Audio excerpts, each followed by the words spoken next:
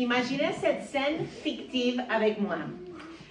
L'esprit de Claudia s'emballe en pensant aux événements de la veille. Elle et son mari Jules ont reçu une visite du chef de leur guilde de tisserands. Ils viennent de confesser leur foi en Christ et leur vie a été renouvelée par l'Esprit de Dieu. Mais le fait d'avoir tourné le dos aux dieux de l'Empire romain leur a déjà coûté cher. Leurs amis et leur famille pensent qu'ils sont fous d'avoir fait cette décision de suivre ce Messie juif. Et l'exclusion des fêtes communautaires a déjà été particulièrement difficile pour leurs enfants. Mais hier, les conséquences ont été encore plus graves. Ce maître de leur guilde leur a dit qu'il avait un choix à faire. Soit il rendait hommage en donnant un sacrifice à la déesse Artémis, soit ils seraient mis dehors de la guilde. Aujourd'hui, ils ont une décision à prendre. Parce que le lendemain, le maître de la guilde va revenir pour entendre leur choix. Que feront-ils? De refuser pourrait signaler qu'ils seraient mis sur la liste noire et que ça rendrait la vente de leurs produits quasiment impossible sur le lieu du marché. Leur gagne-pain et leur avenir sont en jeu. Est-ce que vous pouvez vous imaginer ce qu'ils ressentent à ce moment? Est-ce que vous pouvez imaginer et ressentir leur peur, leur insécurité grandissante face à cette menace? Elle est réelle et elle se retrouve dans une situation apparemment impossible. Et bien que cette histoire soit le fruit de mon imagination, c'est fort probable que les hommes et les femmes qui ont reçu l'épître de 1 Pierre aient vécu des cas similaires.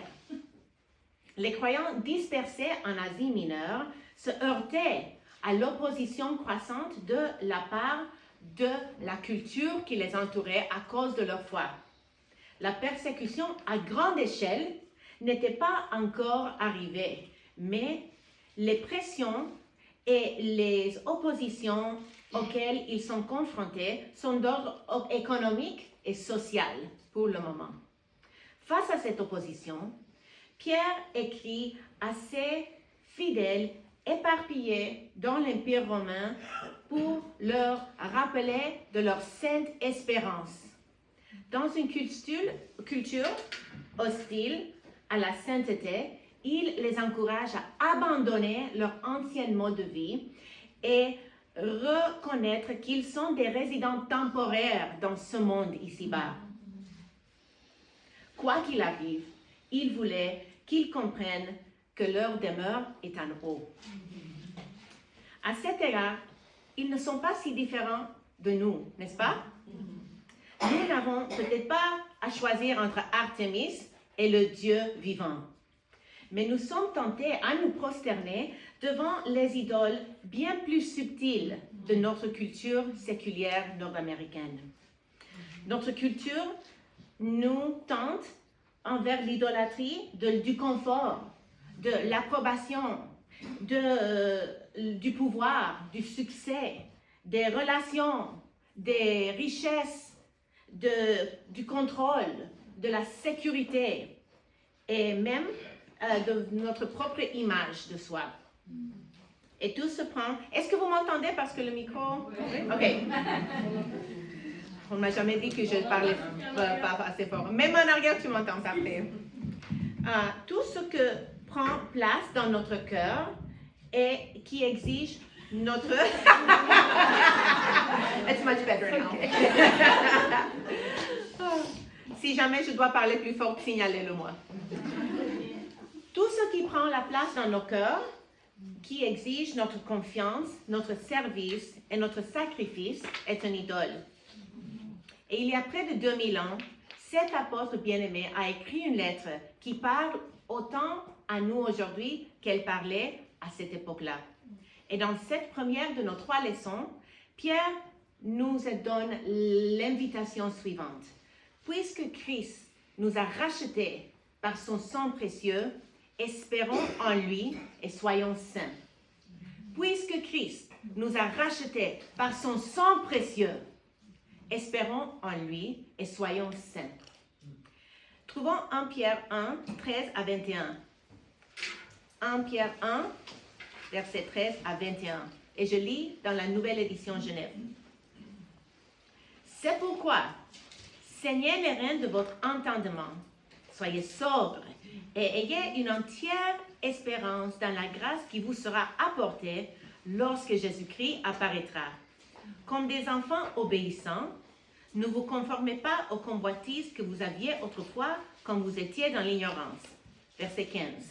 Mais, puisque celui qui vous appelait est saint, vous aussi, soyez saints dans toute votre conduite, selon qu'il est écrit, vous serez saints car je suis saint. Et si vous invoquez comme Père celui qui juge selon l'œuvre de chacun, sans favoritisme, conduisez-vous avec crainte pendant le temps de votre séjour sur la terre. Verset 18. Vous savez que ce n'est pas par des choses périssables, par de l'argent ou par de l'or que vous avez été rachetés, de la vaine manière de vivre que vous aviez hérité de vos pères, mais par le sang précieux de Christ, comme d'un agneau sans défaut et sans tache. Prédestiné avant la fondation du monde, il fut manifesté à la fin des temps à cause de vous. Par lui, vous croyez en Dieu, qu'il a ressuscité des morts et lui a donné la gloire, en sorte que votre foi et votre espérance reposent en Dieu. Prions. Tendre Père, merci pour ce merveilleux passage qui nous rappelle de ton sang précieux, du sang de ton Fils précieux versé à la croix. Aide-nous à saisir ces vérités et à les mettre en pratique lorsque nous méditons ceci plus tard, même dans les petits groupes. Au nom de Jésus. Amen. Donc, avant de nous lancer dans notre passage, j'aimerais mettre le décor. Comme vous le savez, j'ai mentionné hier, Pierre était l'auteur de cet épître. Il était le chef des apôtres. Certains commentateurs pensent qu'il était le plus âgé puisqu'il était marié et l'un des 3 plus proches compagnes de Jésus avec Jacques et Jean.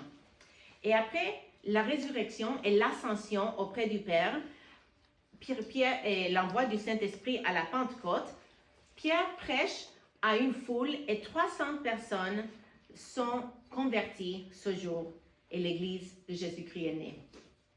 La tradition affirme que Pierre, avant d'être avant d'être crucifié lui-même, il est contraint de voir sa femme crucifiée et l'encourage à se confier dans le Seigneur lorsqu'elle souffre sur la croix. Et puis, au moment de sa propre crucifixion, il déclare qu'il n'est pas digne de mourir de la même façon que son maître et il est crucifié la tête en bas. La plupart des commentateurs pensent que Pierre a écrit depuis Rome et qu'il a l'intention de joindre les croyants dispersés en Asie mineure. Et son but est de les fortifier face aux souffrances croissantes et en leur montrant l'espérance qu'ils ont en Jésus-Christ. L'espérance est un thème récurrent au long de cet épître. Et notre passage a 4 sections que nous allons explorer aujourd'hui. La première est « Placez votre espérance dans le retour de Christ » au verset 13. « Placez votre espérance dans le retour de Christ ». Deuxièmement, « Soyez saints » dans les versets 14 à 16. « Soyez saints ». Troisièmement, « Craignez Dieu ». « Craignez Dieu » dans le verset 17. Et quatrième, souvenez-vous de votre espérance en notre roi ressuscité et glorifié. Versets 18 à 21. Je répète, souvenez-vous de votre espérance dans votre roi ressuscité et glorifié. Commençons par la première section. Placez votre espérance dans le retour de Christ. Le verset 13 dit, « C'est pourquoi, saignez les reins de votre entendement, soyez sobres et ayez une entière espérance dans la grâce qui vous sera apportée lorsque Jésus-Christ apparaîtra. » Ce texte s'ouvre avec un verbe, saigner le rein de vos entendements. Et la meilleure traduction idiomatique bien québécoise que j'ai pu trouver était « attacher vos tucs ». Et moi, je prépare mes études souvent en anglais, puis je les traduis au français. Et en anglais, je disais qu'une bonne expression serait « put on your big girl pants ». Donc, mets tes pantalons de grande fille. On est prêt. Et en grec, ce terme signifie que chacun doit se préparer en permanence. Et ça vient de la coutume, dans la culture orientale, de s'attacher des longues robes pour pouvoir avoir un mouvement plus fluide. Et ils le faisaient avec des ceintures autour de leurs hanches qui leur permettaient de bouger. Et ça les permettait de se préparer pour des activités telles que le voyage ou la course. Et en Amérique du Nord, les hommes, normalement, jusqu'à présent, ne portent pas des robes. Mais quand j'habitais au Sénégal, beaucoup d'hommes portaient des longues boubous, on les appelle boubous, les longues robes avec des pantalons au-dessus qui sont de la même couleur, le même tissu. Et ils auraient compris ce que cela voulait dire pour les auditeurs de l'époque de Pierre. Et nous qui portons des jupes et des robes longues tout le temps, savons que ce n'est pas facile de se déplacer rapidement lorsqu'on porte une jupe et qu'on doit la tirer un peu au-dessus de nos genoux peut-être pour pouvoir courir si jamais on voit un enfant en danger ou quelque chose de semblable. Donc Pierre va faire comprendre qu'en tant que disciples, nous devons être toujours prêts pour l'action. Il ajoute, soyez sobres. Est-ce que cela signifie que Pierre était un trouble-fête? Pas du tout. Nous n'avons pas le droit de rire, de blaguer, de rigoler. C'est pas ça non plus. Cela signifie que nous devons être prêts à agir. C'est un peu la même idée qu'il continue à développer. Et comme j'aime dire à mes filles, quand on est sérieux, je dis, hey, je blague pas. On est sérieux maintenant. Et donc, c'est pas que je blague pas avec mes filles, mais quand on doit être sérieux, c'est parce que on est prêt à l'action. L'expression peut être également traduite par être maître de soi. Et il est intéressant de noter qu'en les trois textes que nous allons étudier ce week-end, l'expression « soyez sobre » est présente. Et c'est les seules 3 fois qu'il apparaît dans 1 Pierre. Et ce n'était pas mon choix, ce n'était pas comme si j'ai cherché les 3 passages qui parlent de la sobreté, mais peut-être le Seigneur a quelque chose à nous dire ce week-end. Nous trouvons, troisièmement, le plus important des verbes dans ce verset, et ayez une entière espérance dans la grâce qui vous sera apportée lorsque Jésus-Christ apparaîtra. Et je dis que c'est le verbe le plus important parce que dans la grammaire, c'est le verbe principal à l'impératif et les autres verbes sont des compléments à ce verbe-là. Et tout cela pour dire que l'espérance que nous avons en Jésus-Christ est la chose la plus importante que Pierre va souligner.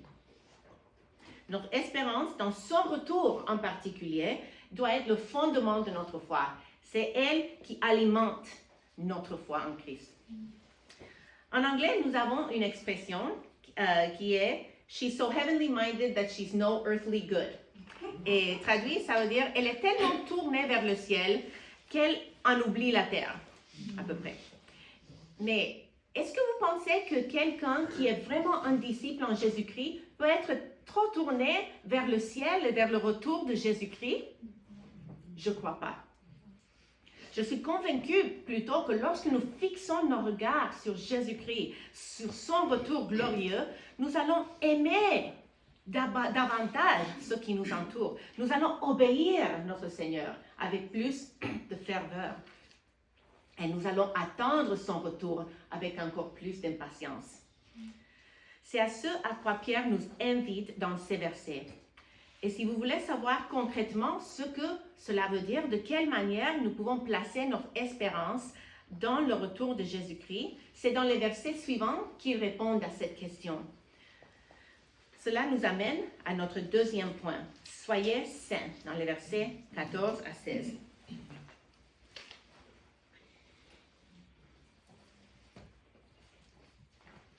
Comme des enfants obéissants, Ne vous conformez pas aux convoitises que vous aviez autrefois quand vous étiez dans l'ignorance.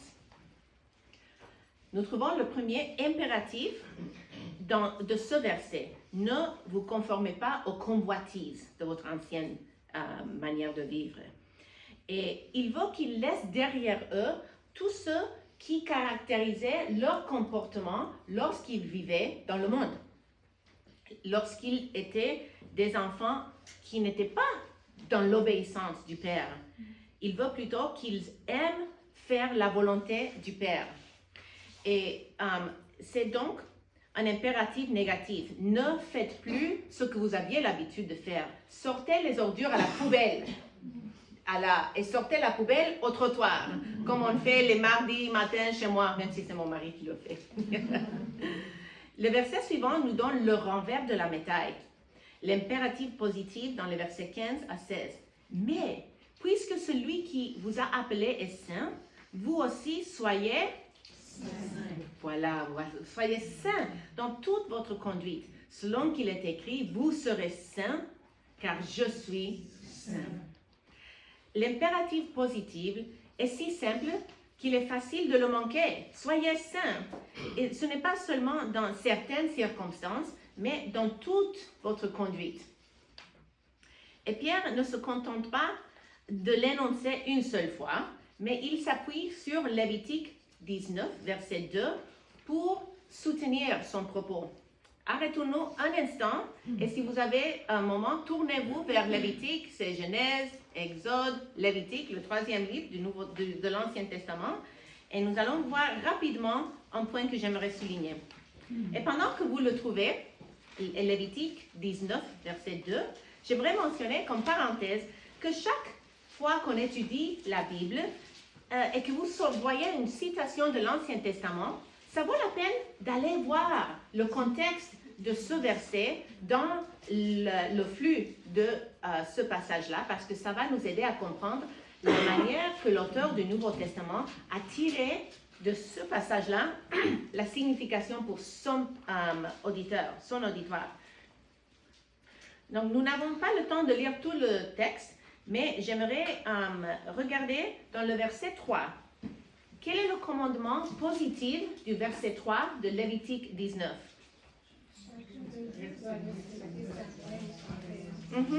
Exactement. Honorer son père et sa mère. Voilà. Et dans le verset 4, quel est l'impératif central de ce verset? Exactement, d'éviter l'idolâtrie. Ces deux impératifs s'inscrivent parfaitement dans le contexte de notre passage aujourd'hui. Excuse. En effet, comme vous le verrez bientôt, notre texte met en garde les croyants de l'Empire romain contre leur ancien mode de vie qui inclut l'idolâtrie, et il les invite à être des enfants obéissants du Père céleste, tel que dans le passage d'origine de Lévitique, on devait être obéissant envers nos pères et nos mères ici sur terre.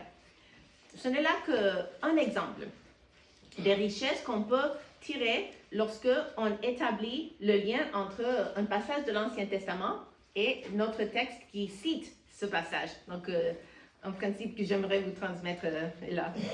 Si nous revenons maintenant à 1 Pierre, qu'est-ce que vous avez remarqué est l'impératif qui est répété dans le verset 19 de 1 Pierre 1.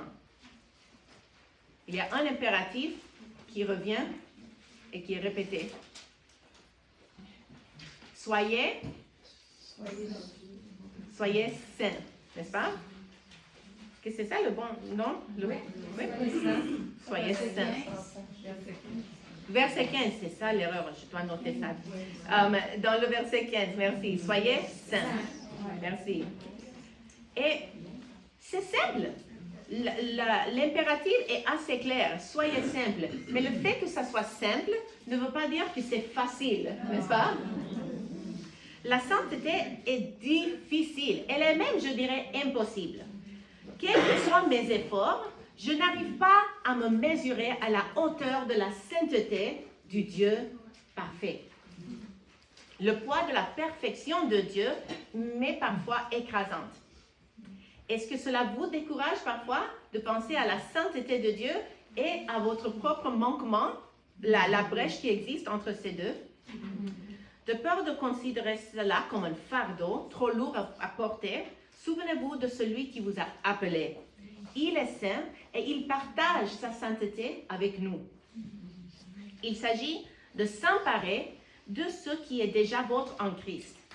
Pierre ne nous appelle donc pas à vivre dans nos propres forces, à faire mieux, à faire plus, à essayer plus fort, à travailler plus longtemps, afin que Dieu nous accepte.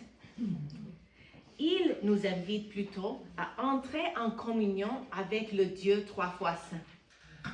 Il nous invite à recevoir sa sainteté. N'est-ce pas une merveilleuse nouvelle? Libératrice? Je ne sais pas pour vous, mais au début de ma vie chrétienne, je croyais que c'était le job de Jésus de me sauver, mais que c'était mon job de devenir sainte. Il avait déjà fait le gros travail de mourir à la croix pour mes péchés. Alors, je devrais être responsable de demeurer dans un fidèle démarchement avec le Seigneur. Je portais un lourd fardeau, étant donné que je suis perfectionniste à outrance et je voulais être la meilleure chrétienne possible. Mais je continuais constamment à échouer. Puis un jour, j'ai appris cette vérité si simple qui m'a libérée. Et Jean Calvin l'énonce ainsi. Christ ne justifie personne qu'il ne sanctifie en même temps.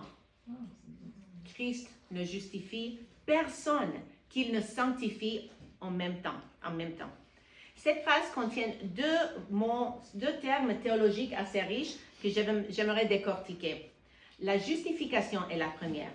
La justification est un terme juridique qui signifie que Christ nous pardonne de nos péchés et qu'il nous donne sa justice. La justification est un événement ponctuel qui a lieu le moment que nous confions en Christ pour le salut. La sanctification, en revanche, est un processus graduel qui commence au moment de la justification et qui se produit tout au long de notre vie chrétienne par la puissance du Saint-Esprit, alors que Christ nous rend conformes à son image. Remarquez que je parle de processus graduel, car la sainteté ne se produit pas du jour au lendemain, malheureusement. Nous aimerions certainement être saints le jour de notre conversion, tout comme nous aimerions que nos enfants soient sages dès qu'ils sortent du ventre de leur mère, ou bien nous aimerions que nos plantes poussent du jour au lendemain pour que nous puissions cueillir leurs fruits. Mais ce n'est pas ainsi que fonctionne la croissance. Permettez-moi de le dire autrement. En tant que disciple de Jésus-Christ, vous faites l'expérience de deux éléments merveilleux et distincts du salut. Le premier, la justification, veut dire qu'il vous lave de toutes vos impuretés et il vous couvre de ses propres robes de justice. La deuxième est la sanctification, qui veut dire qu'il prend ses robes, chaque fois que nous les salissons, il les prend, il les lave et il nous les remet.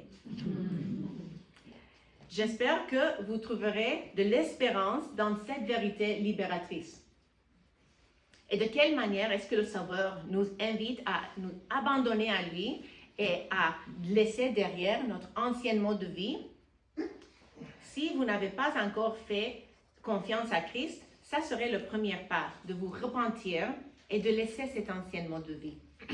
Mais ne pensez pas que vous devez faire le ménage de vos cœurs, vous-même, toute seule. Il est le nettoyeur professionnel par excellence. Il vient faire le ménage lui-même. Donc si vous pensez que vous n'êtes pas digne, que vous avez trop fait de mal, que vous ne pouvez pas laisser derrière tout par vos propres forces, sachez qu'il est responsable de vous aider à faire cette démarche. Laissez le Saint-Esprit être le maître de votre cœur pour faire ce nettoyage en profondeur. Et si vous êtes déjà disciple de Jésus-Christ, quels sont les schémas ou les habitudes qu'il pourrait vous appeler à abandonner? Peut-être que c'est dans vos attitudes dans vos foyers, dans la manière que vous traitez votre mari, vos enfants ou une colocatrice. Est-ce que parfois vous manquez de la patience, de la douceur et vous énervez trop facilement? Ma petite pourrait témoigner que c'est le cas parfois pour moi. Nous pouvons tous apporter... Ok, arrête là, ça suffit.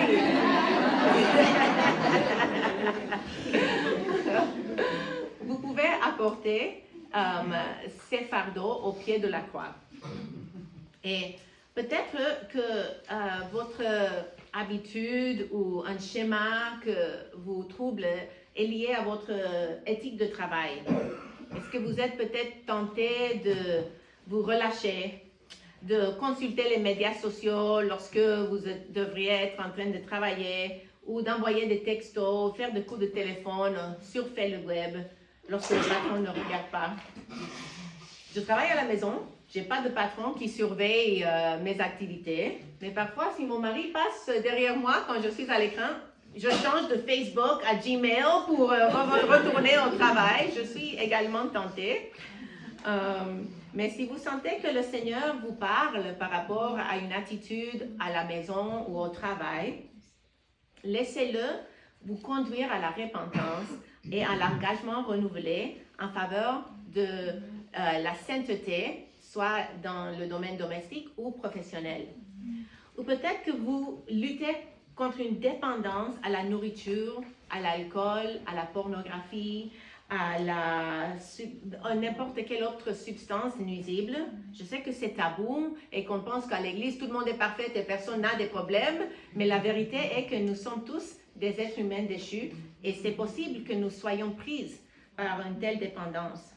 Et essayer de résister par vous-même n'est pas possible. On échoue, n'est-ce pas? On lutte dans nos propres forces et la nouvelle libératrice de l'Évangile est que vous n'avez pas à lutter dans vos propres forces. Christ vous invite, sous la plume de Pierre, à être saint comme il est saint dans les forces qu'il vous donne. Et lorsque vous échouez, retombez sur la grâce qui vous a amené à lui au début et continuez à marcher avec lui dans l'assurance qu'il vous aime. Cela signifie qu'on va prendre le péché à la légère? En aucun cas. Pierre nous introduit à la crainte de Dieu dans le verset 17 pour nous aider à saisir l'importance de ce concept souvent mal compris dans notre marche avec le Seigneur. Cela nous conduit à notre troisième point. Craignez Dieu, au verset 17.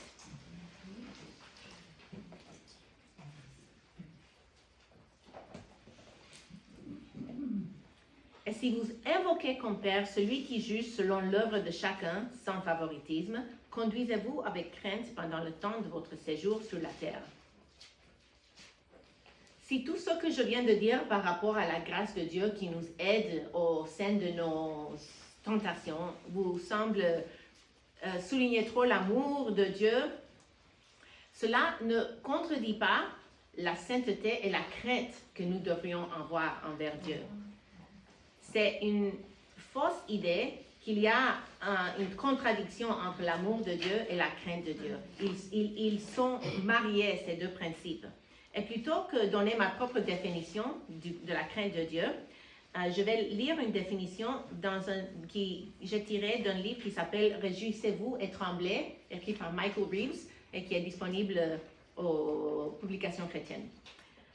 Il dit ceci: « La crainte filiale que le Fils partage avec nous est bien différente de la peur de Dieu et de son châtiment qu'éprouve le pécheur. C'est une adoration de Dieu qui craint le péché lui-même et pas seulement son châtiment, car il est venu à chérir Dieu et donc à détester tout ce qui est impie. Comme le dit Calvin, l'esprit pieux se retient de pécher non pas par la seule crainte du châtiment, mais parce qu'il aime et révère Dieu comme Père. Il adore et il vénère le vénère comme Seigneur. Même s'il n'y avait pas d'enfer, il frémirait à l'idée de l'offenser lui seul. Fin de citation. N'est-ce pas merveilleux? C'est d'autant plus pertinent que Pierre fasse appel à cette relation avec les croyants et leur Père pour stimuler leur affection et leur obéissance envers lui. Et il ne le dit pas en traitant comme s'il... Et on ne devrait pas craindre Dieu comme s'il s'agissait d'un Père Noël cosmique, qu'on veut garder tranquille pour qu'il nous donne beaucoup de bons cadeaux lorsque Noël arrive. Mais il nous rappelle plutôt qu'il est un juste juge et que nous rendrons compte de la manière que nous avons vécu ici sur terre devant lui. Et ensuite, Pierre utilise l'image de notre résidence temporaire ici-bas. Et il a employé ce même terme dans le verset 1 de 1 Pierre 1. Dans l'ouverture de son épître, il écrit aux étrangers et dispersés. Donc c'est une expression qu'il emploie non seulement pour les croyants de son époque, mais pour tout croyant. Est-ce que vous avez déjà réfléchi au fait que les Écritures nous qualifient d'étrangers dans ce monde, d'immigrants, de résidents temporaires? Tout au long de l'histoire de l'Église, certains l'ont compris mieux que d'autres. Je pense par exemple aux croyants persécutés à l'époque de Pierre et un peu plus tard, quand ils étaient martyrisés pour leur foi. Je pense qu'il était clair pour eux qu'ils n'étaient pas citoyens de ce monde lorsque ce monde les clouait sur des croix.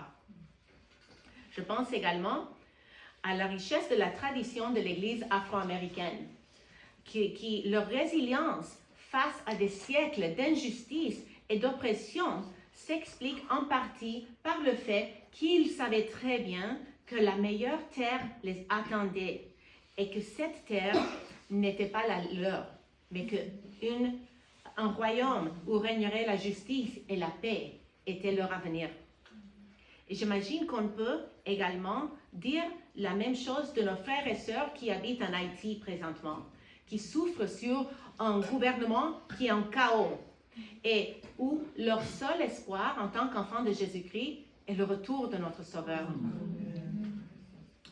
La plupart d'entre nous, peut-être ici au Québec, ne comprenons pas jusqu'à quel point nous ne sommes pas citoyens de ce monde parce que nous vivons dans la paix, nous vivons dans la sécurité. Mais peut-être nous nous sommes trop habitués à cette sécurité, à cette prospérité par rapport au reste du monde. Et dans ces versets, Pierre nous invite à espérer non dans les choses éphémères, mais à craindre Dieu et à espérer en lui et à nous attacher à lui. Et comment cultiver une crainte filiale de l'Éternel aujourd'hui?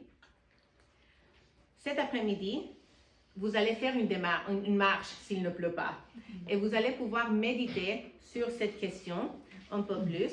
Mais je vous encourage également, et même dans le petit groupe, lorsque nous allons nous diviser après le message, vous allez pouvoir en discuter. Et même dans la semaine à venir, je vous encourage à penser à une question. Qu'est-ce que la crainte de Dieu veut dire pour moi? Comment est-ce que je peux cultiver la crainte de Dieu dans ma marche avec Jésus? Jusqu'à présent, nous avons vu les 3 façons dont Pierre nous appelle à l'action à présent. Premièrement, placez votre espérance dans le retour de Christ, dans le verset 13. Soyez saints, dans le verset 14 à 16. Et craignez Dieu, dans le verset 17. Ce faisant, Pierre a avancé son argument, puisque Christ vous a racheté par son sang précieux, espérez en lui et soyez saints. Dans les derniers versets de notre texte, nous allons approfondir son riche enseignement théologique concernant notre salut. Et le 4e point, dans le verset 18 à 21, est ceci. Souvenez-vous de votre espérance en notre roi ressuscité et glorifié. Souvenez-vous de votre espérance en notre roi ressuscité et glorifié. Et je lis au verset 18 à 21. Vous savez que ce n'est pas par des choses périssables, par de l'argent ou de l'or, que vous avez été rachetés de la vaine manière de vivre que vous aviez hérité de vos pères, mais par le sang précieux de Christ, comme d'un agneau sans défaut et sans tache, Prédestiné avant la fondation du monde, il fut manifesté à la fin des temps à cause de vous.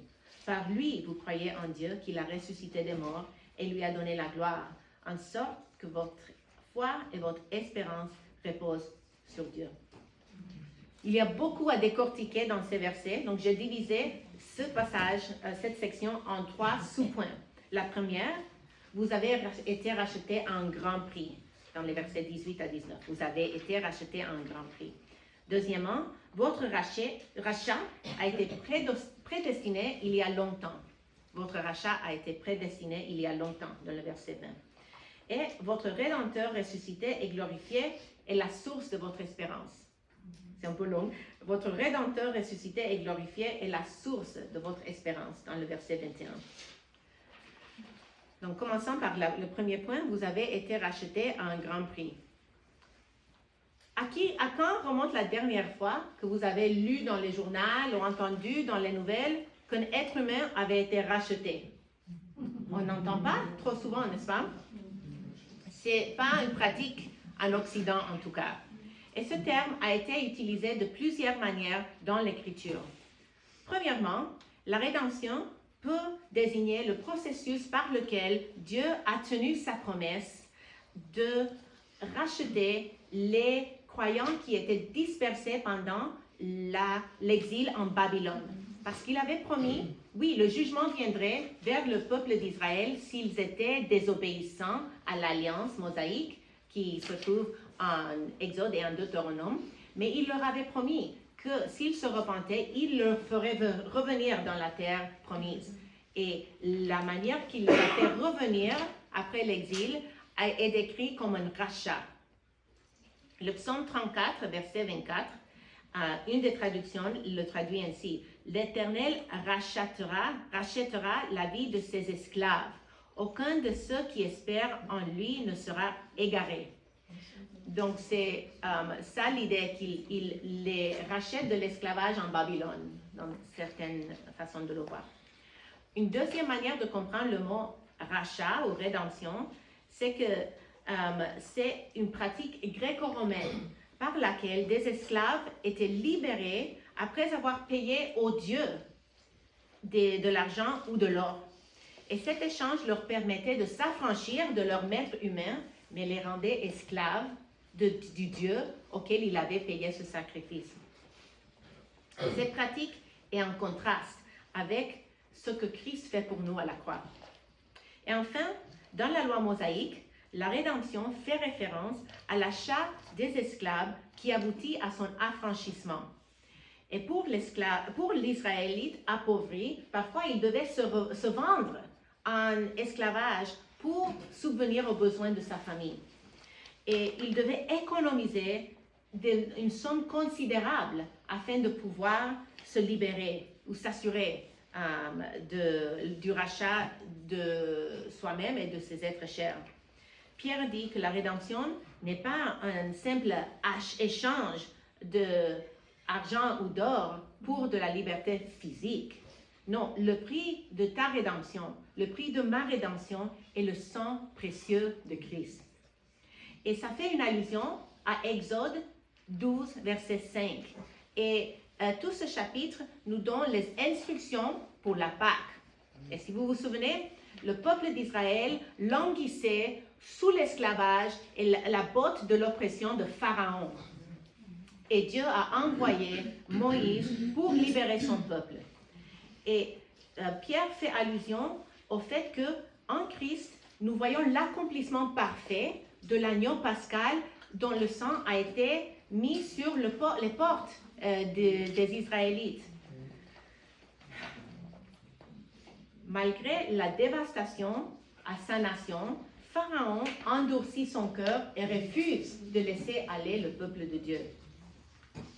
L'Éternel l'avait même prévenu. Il lui avait dit: je vais envoyer mon prophète devant toi. Si tu refuses de libérer ma nation, mon premier-né, je vais prendre le tien. Donc, ce n'était pas étonnant quand finalement il a pris son premier-né parce qu'il le lui avait prévenu. Mais au lieu d'écouter ses avertissements, Pharaon continue à s'endurcir. C'est à ce moment que l'Éternel institue la Pâque.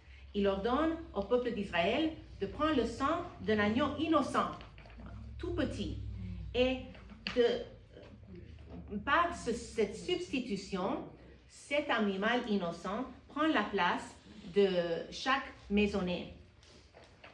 Et dans chaque foyer, année après année, ils étaient censés revivre cette fête afin de commémorer ce que l'Éternel avait fait pour eux.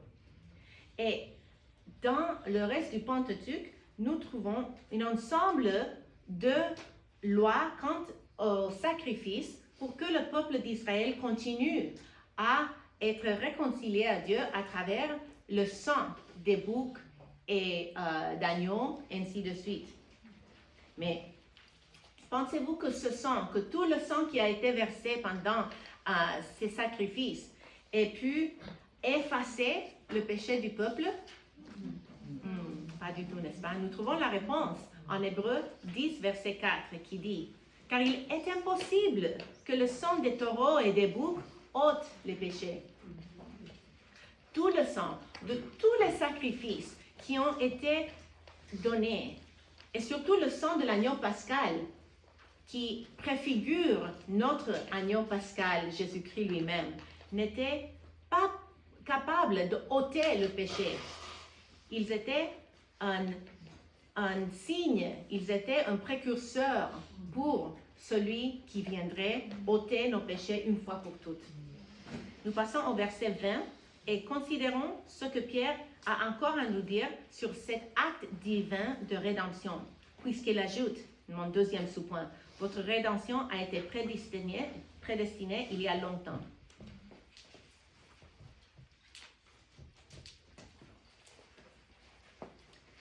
Verset 20 dit, prédestiné avant la fondation du monde, il fut manifesté à la fin des temps à cause de vous. Ce verset rassure le fidèle qui souffre que son salut n'était pas un plan B. Dans son infinie sagesse, Dieu a prédestiné chaque fidèle avant la création du monde. En d'autres termes, lorsque Adam et Ève ont pris du fruit qui n'était pas censé être pour eux, Dieu ne se tirait pas les cheveux en se disant « Oh là là, qu'est-ce que je vais faire maintenant ?»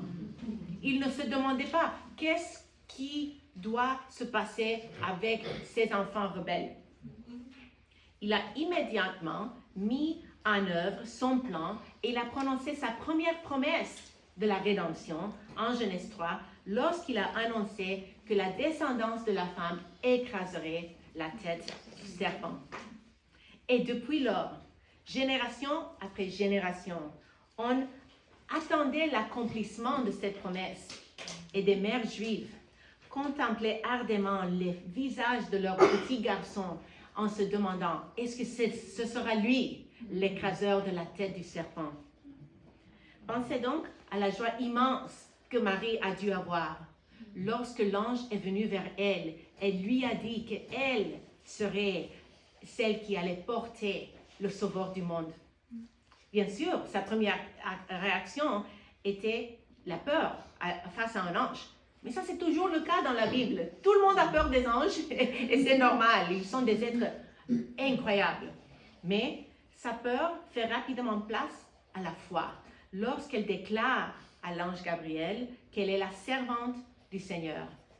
Et plus tard, lorsqu'elle visite sa cousine Élisabeth et qu'elle se réjouit dans l'Éternel et magnifie son nom. Le temps était enfin arrivé. Le temps de la fin. Et si vous avez déjà entendu dire, nous vivons dans les derniers jours, c'est tout à fait vrai. Mais ce n'est pas à cause de l'instabilité que nous voyons dans le monde actuel. Et si on lit les nouvelles et les gens commencent à faire des prognostications par-ci, par-là, ce n'est pas ça qui veut dire que nous vivons dans la fin des temps. Nous vivons dans les derniers jours depuis que Jésus-Christ a été manifesté. Et j'aime la petite phrase à la fin du verset 20. À cause de vous. Il fut manifesté à la fin des temps à cause de vous. Nous trouvons la réponse à qu'est-ce qu'il veut dire par à cause de vous dans les versets 10 à 12 de 1 Pierre 1. Verset 10 de 1 Pierre 1.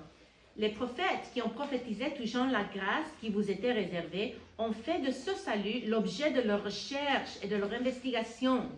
Ils voulaient sonder l'époque et les circonstances marquées par l'Esprit de Christ qui était en eux et qui attestaient d'avance les souffrances de Christ et la gloire dont elles seraient suivies.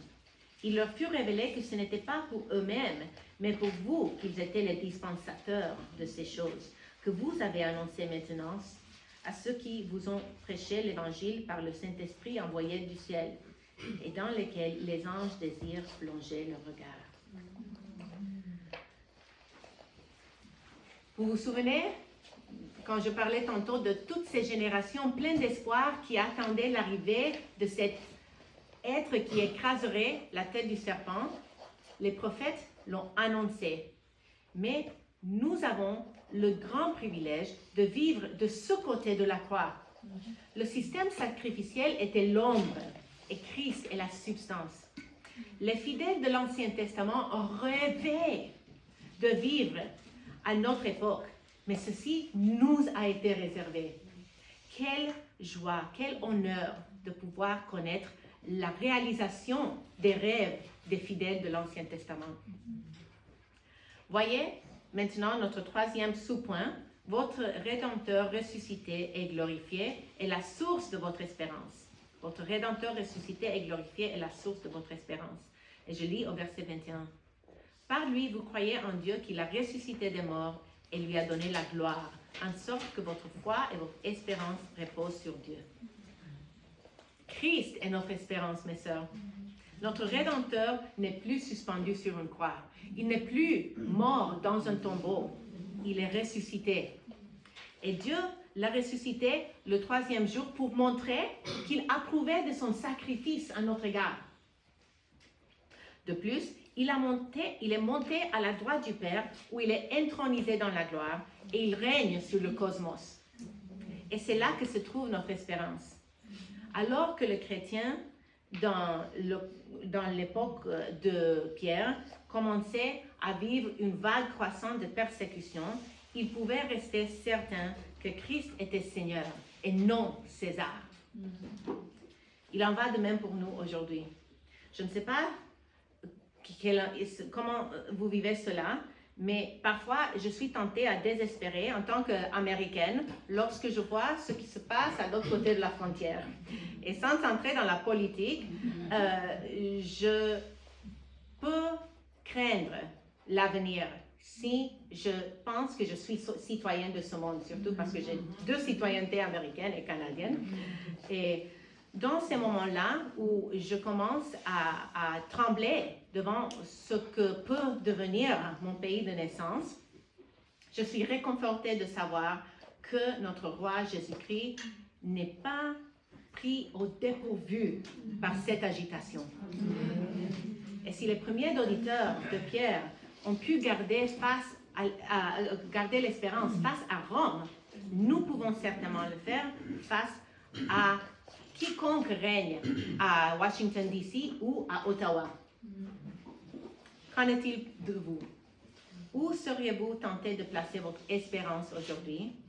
Est-ce que c'est dans votre mariage, dans vos enfants, dans votre carrière, dans votre santé, dans votre finance, dans votre ministère? Aucun de ces éléments n'est porteur d'une espérance durable, parce qu'elles sont tous temporelles. Seul Dieu, notre roi, règne éternellement et peut nous offrir une espérance sur laquelle nous pouvons fonder notre foi. Et si vous êtes joints à nous aujourd'hui et que vous n'avez pas encore mis votre espérance en Christ, je vous invite encore une fois à le faire aujourd'hui. La bonne nouvelle de l'Évangile est que notre espérance future dans le retour de Christ est solide comme le roc, inébranlable et éternel. Si vous avez déjà placé votre espérance en Christ, ressuscité et glorifié, de quelle manière pourrez-vous renouveler votre espérance aujourd'hui? Êtes-vous prise avec l'anxiété ou la peur? Vous demandez-vous ce qui deviendra d'un enfant rebelle ou d'un mari qui ne connaît pas le Seigneur? Ou bien souhaitez-vous ardemment avoir un mari ou avoir des enfants et vous vous demandez si le Seigneur répondra à cette prière? Je ne peux pas vous promettre que tous vos souhaits s'accompliront, mais je peux vous promettre que votre Père aimant vous connaît, se soucie de vous et vous invite à espérer en son Fils. Laissez cette assurance inonder votre cœur et qu'au milieu de ce temps tumultueux, vous reposiez en lui, comme ont fait les premiers auditeurs de 1 Pierre. Ce matin, Pierre nous a donné 4 exhortations. Premièrement, placez votre espérance dans le retour de Christ. Deuxièmement, soyez saints. Troisièmement, craignez Dieu. Et quatrièmement, souvenez-vous de votre espérance en notre roi ressuscité et glorifié. Son but était de lancer cette invitation globale pour ce texte qui est une vérité intemporelle. Puisque Christ vous a racheté par son sang précieux, espérez-le en lui et soyez saints.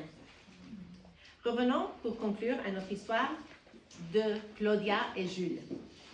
Le matin suivant, le maître de guilde arrive chez Claudia et Jules à leur magasin. Ils étaient joints, main dans la prière. Ils savaient que cette obéissance leur coûterait cher.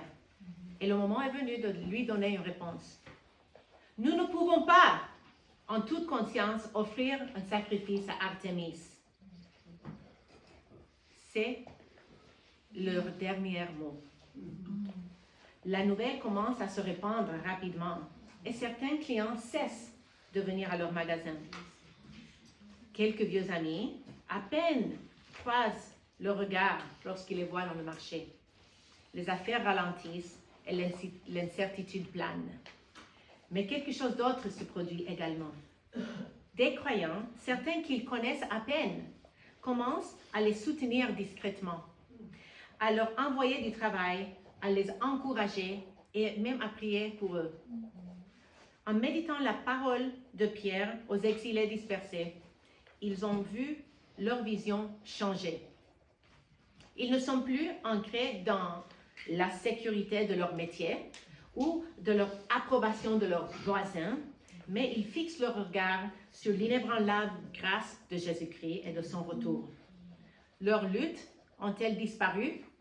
Non, pas du tout. Mais leur poids semblait différent, plus légère même, parce qu'ils savaient que si ce monde pouvait leur enlever beaucoup de choses, ils ne pourraient jamais toucher à leur héritage dans leur espérance éternelle. Puisque Christ vous a racheté par son sang précieux, espérez en lui et soyez saints. Amen.